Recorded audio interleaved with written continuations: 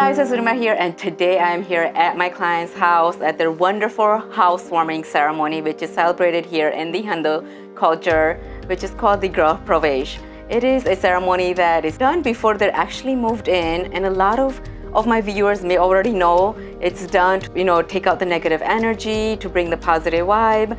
So hopefully you guys get to enjoy and see the glimpse of how they do their puja ceremony before they move into the house.